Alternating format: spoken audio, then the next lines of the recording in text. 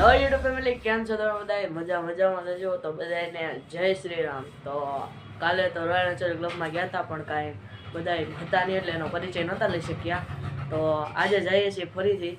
તો આજે કદાચ બધા હોય, શક્ય બને તો આપણે બધાનો પરિચય લેશું અને આજે તમને બતાવીશું કે અમે કેવી રીતે ભોજન બનાવીએ છીએ અને કૂતરા, સસલા અને મીંદડાને કઈ રીતે ભોજન કરાય છે. તો ચાલો મળીએ રોયલ નેચર ક્લબમાં.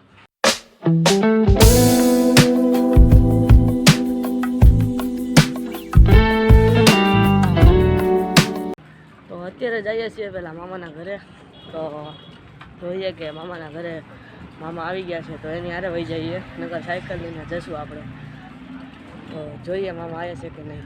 સાયકલ અહીંયા મૂકી દીધી છે, મામા હારે ગાડીમાં જઈએ છીએ રોયલ નેચર ક્લબમાં. આપણે અત્યારે ગાડીમાં બેસી ગયા છીએ અને જઈએ છીએ રોયલ નેચર ક્લબમાં. મામા ગાડી નાખે છે, સર્કલે ભોગવા આવ્યા છીએ. તો ચાલો મળીએ ના.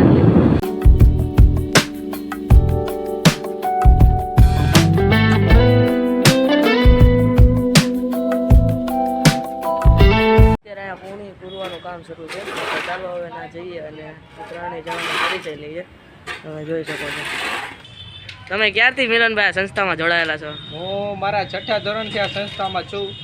અમે અબોલ જીવોને ક્યાંય પણ જગ્યાએ અકસ્માત હોય, ઇન્જર્ડ હોય કે બીમાર હોય, અમે તેને અહીંયા લાવીને સારવાર કરીએ છીએ. પહેલી વાર આજે આવ્યો અને અહીંયા જોયું કે અબોલ સેવા થાય છે અને જોઈને મને એવું લાગ્યું કે આપણે આ કાર્યમાં જોડાવું. વરલ છે ત્યાં અવારનવાર સાપો આવતા તો મારા પપ્પા સુરેશભાઈને ફોન કરતા, તો જેથી સુરેશભાઈ આવતા અને મારા પપ્પા તેમના મિત્ર અને હું ત્યાં વર્ષોથી સેવા કરું છું. કૂતરાના ભાત બનીને રેડી થઈ ગયા છે. પંખાની દ્વારા અત્યારે એને ગરમમાંથી ઠંડા કરવામાં આવે છે, પછી દૂધ અને છાશમાં મિક્સ કરીને તેને કૂતરાને આપી દેવામાં આવશે.